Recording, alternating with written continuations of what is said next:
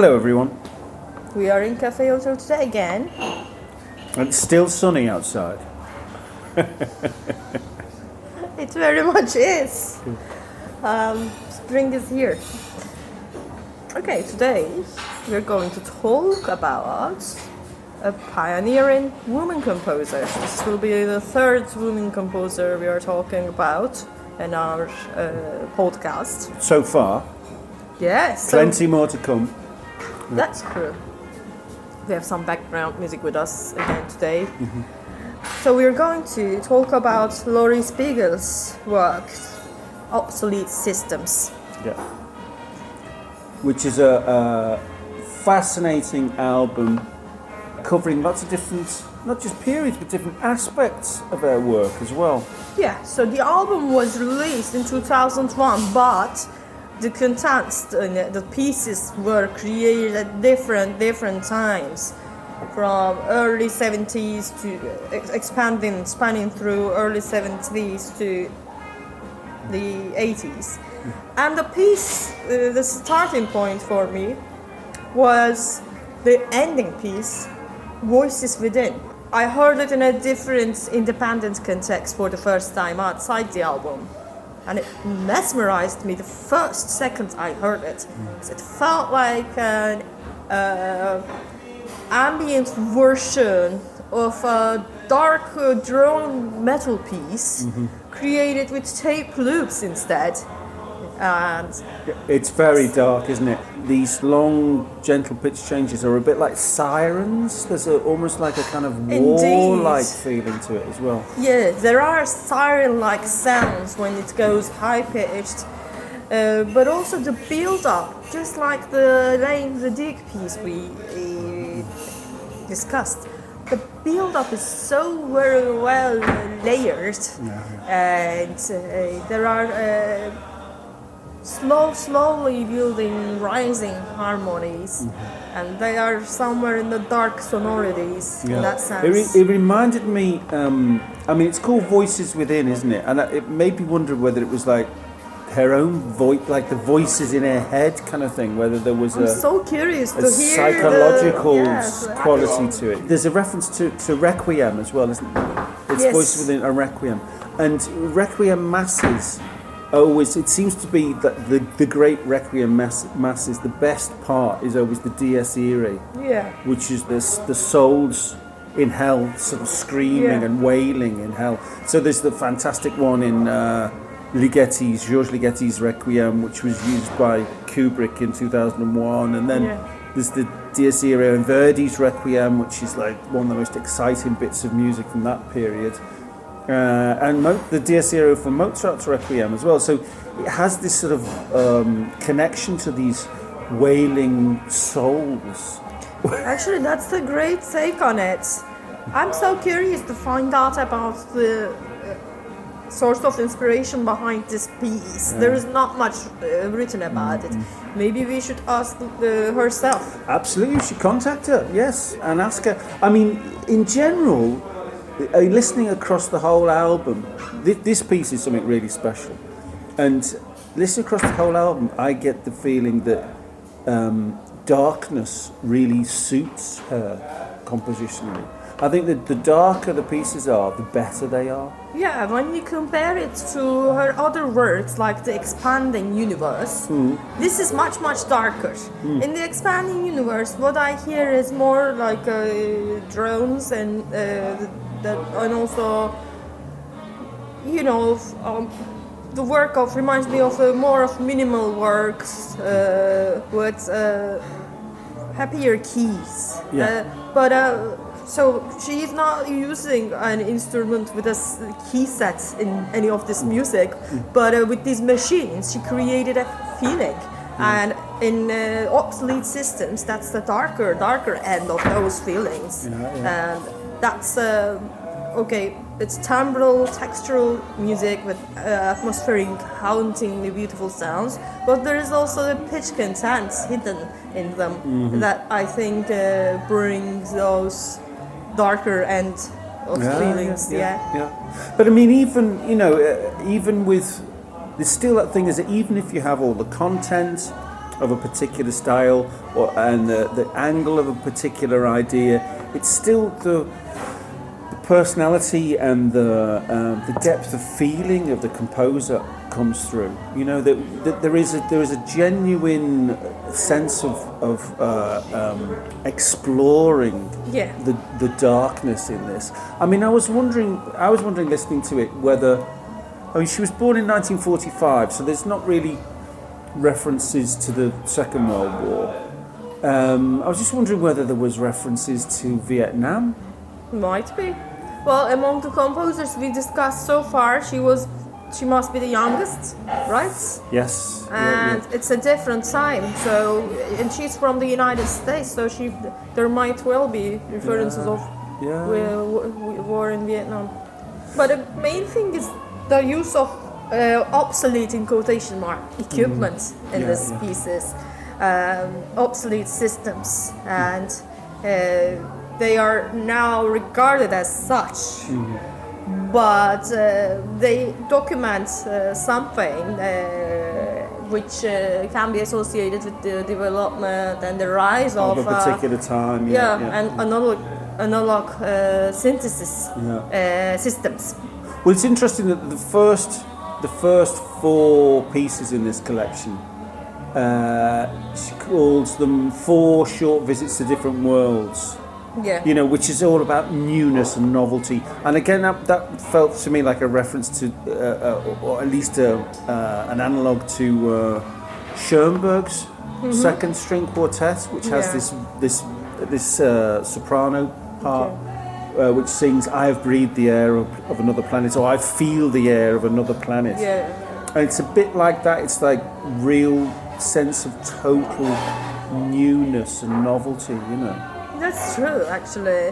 And it was also a time when digital systems were being explored, discovered, and she did use in one of the pieces, I think she did use a digital audio synthesizer. And the piece we talked about in the beginning, the one that hit me first, is the only piece that doesn't use any of the analog digital systems or synths, but it's composed with classic tape techniques.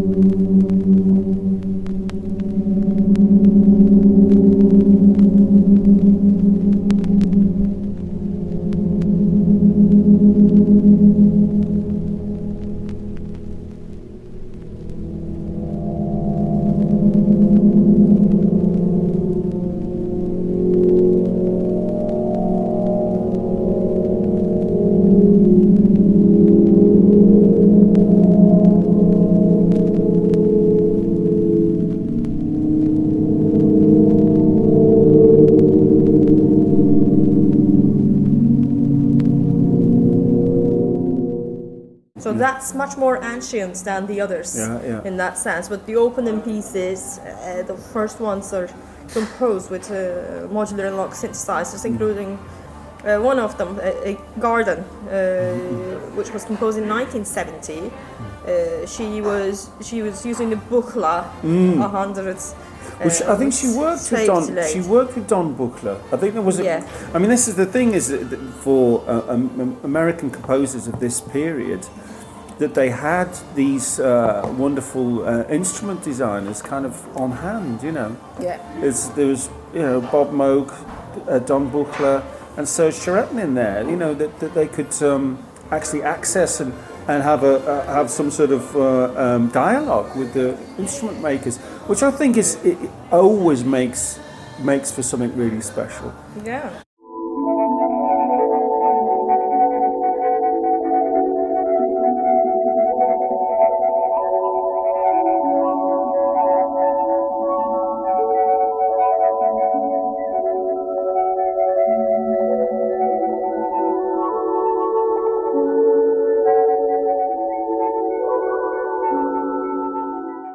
Definitely, and she shaped the music of Bell Laboratories, Bell Labs, that played an important role in the development of electronic music, and she was one of the most dominant figures in there, right? As a woman, in the 1970s, that's really important. Well, also, I mean, dominant character as regards music is one thing, but she was also dominant in that she had this whole concept of visual music.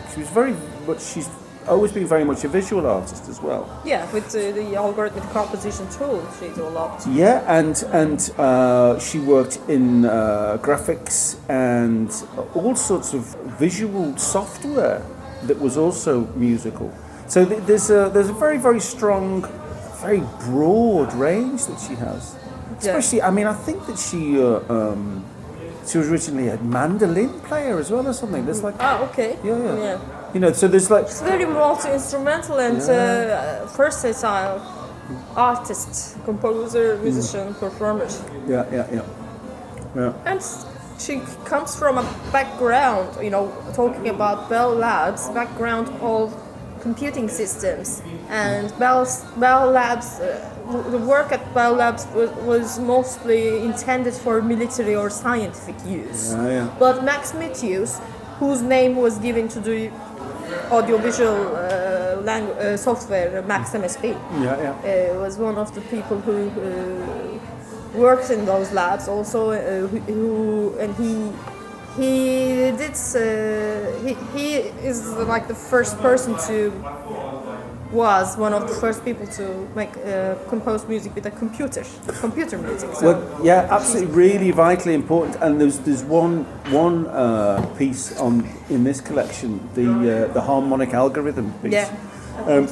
Which is II computer. Yeah, which is really, really important. I mean, it sounds, for us these days, it sounds like a chat GPT version of Bach. You know, you could say to ChatGPT, you know, like compose a piece that sounds like, you know, uses the harmonic style of Johann Sebastian Bach, and it would kind of be something like that, wouldn't it? You know.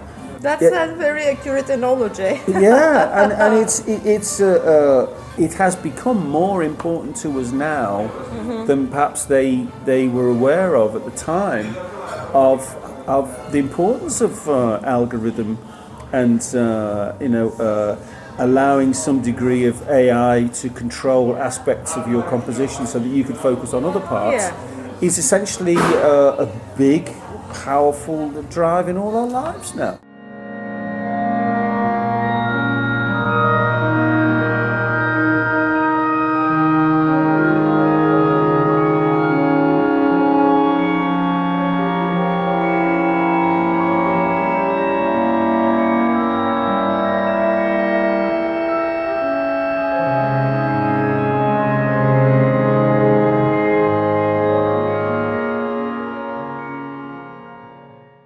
She was working on this in the mid-70s, early 70s.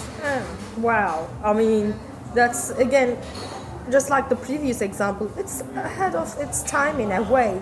Yeah. And there was also a system which he used for the album we mentioned, The Expanding Universe. It's called Groove. I think it's important to mention this album because, in a way, that was one of the first works she created, and what we are discussing today build upon that. It has a much more developed sense. Maybe that's more of her identity and the music, whereas the Expanding Universe is more of the exploration of those systems. And the other one of them was called Groove, generated real-time output operations on voltage-controlled equipment. It was designed together with Max Matthews. So, and then she created the Expanding Universe with that stuff. Yeah. Thinking about her range, something that I've personally found really refreshing in this collection was the piece Drums.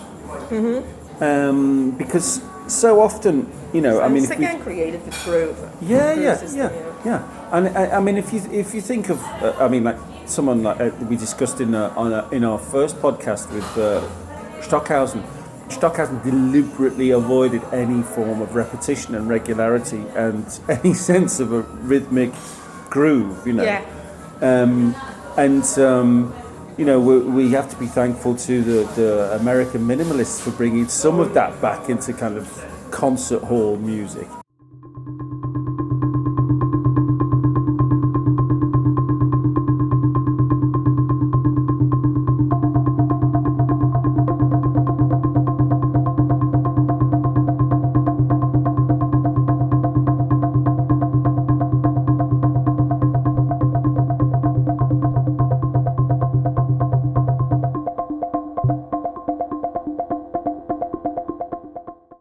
This is a really impressive exploration of regular rhythm. You know, it's something that's very close to my heart, having worked so much with Jackie Liebtite and on his compositional systems and stuff. Is hearing how she in this piece changes the shift of different groupings into 3s and 5s and 8s and 7s. There's even Euclidean distribution of beats in there, and really very sophisticated use of dynamics and accents and pitch. It's a really very special piece, that I think, and shows a sensitivity and skill with rhythm that lots of people working in the area of music that she's dealing with, it's just totally over their heads. You know, it's really quite impressive. Yeah. So you know, for me, that was one that really leapt out as something really special. I think I also feel a combination of, you know, both sides of the brain, like the scientific, logical side and the emotional, creative part. It looks like she mastered something in both of them and then combines them, and that's reflected in the music. Yeah. Well, I mean, it's interesting. A little like Hugh Lacane, we spoke about in the last episode. You know, that he was someone that was kind of uncomfortable with being confident with his creative side. Yeah. That it was very much like it was very self-depreciative, but he was focusing totally on his technical side. Whereas she, you know, with all the software that she was involved with writing, with all the new musical systems, and especially this algorithmic stuff, she was equally as comfortable with that as she was as an artist and composer, you know, and performer. That's true, and also that way she could explore the parts of sounds that you would not hear in everyday production.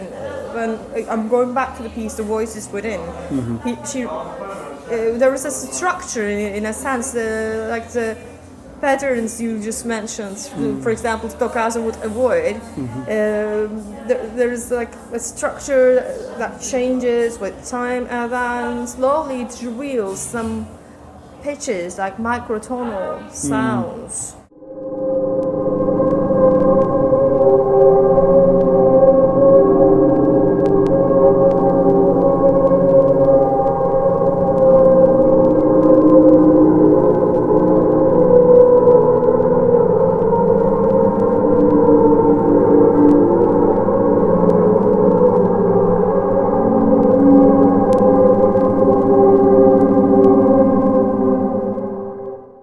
An openness in her music, and doesn't know that pushes the boundaries or pushes something that pushes the limits. Yeah.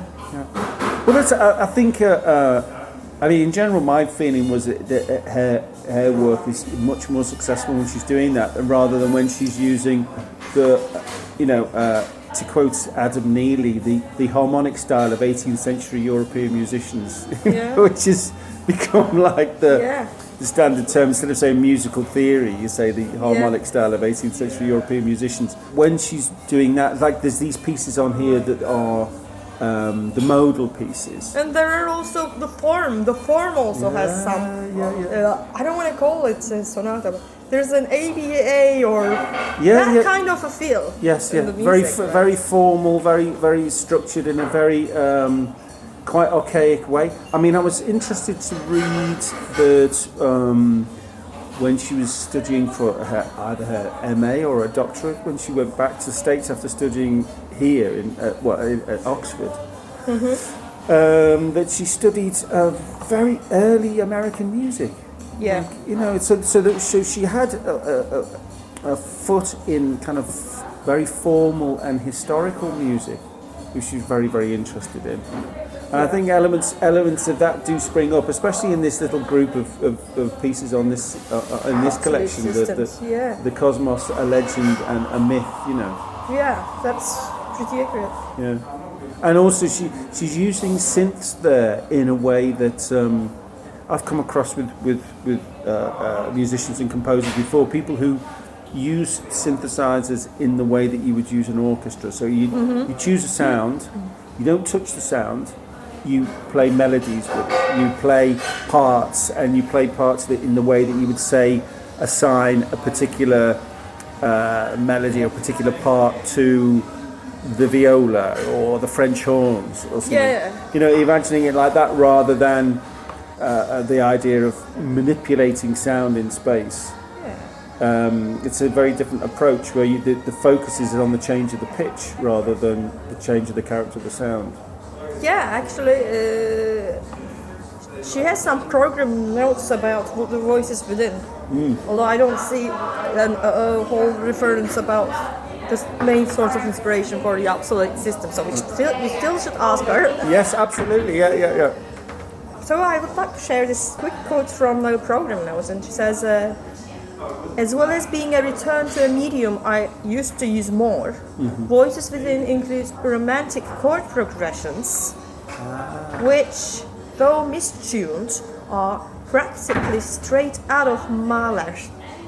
Interesting. Especially the hand-suppliced ones near the end. The underlying bass progression, which sustains the momentum of the piece, consists of two contrary moving pairs of lines. Glissando motion doubles these stepwise lines to add change in beat patterns. The ABA coda form is really created by texture and timbre, though by the expressive qualities of the sheer material of sound, not by harmony. And then she also concludes, whether we do or do not perceive the components of a complex sound as separate tones, harmony and timbre share an extraordinarily high degree of expressiveness. Wow. Well, you kind of don't get that when you hear it, do you? It's almost like she's created this historical and technical structure as a framework for actually expressing something deeper or expressing something more personal. Yeah. It's because the last name that came to my head, after repeated listening to this piece was Mahler. There you go. Yeah. So I think this quote explains what you've been talking about in terms of the parallels between this and the 18th century music. Yeah. But again, she's using it as a skeleton, as a structure, in a way to express something very much about herself, I think. Do you think, Elif, do you think Laurie Spiegel was a bit of a hippie? Why are you asking that question? Well, because of the time, because of the New York scene, and because there seems to be two different creative avenues going here with her. There is this really wonderful, rich, dark stuff that she does, and then there are these highly patterned diatonic pieces, which are a bit trippy, basically, a bit like a hippie blanket. Oh, do you see some connections between this and the research you're doing about the drug use? As you wrote on the quietus, maybe you include something about this? Well, I mean, there is an enormously strong link between drugs and music, and which goes back prehistoric times.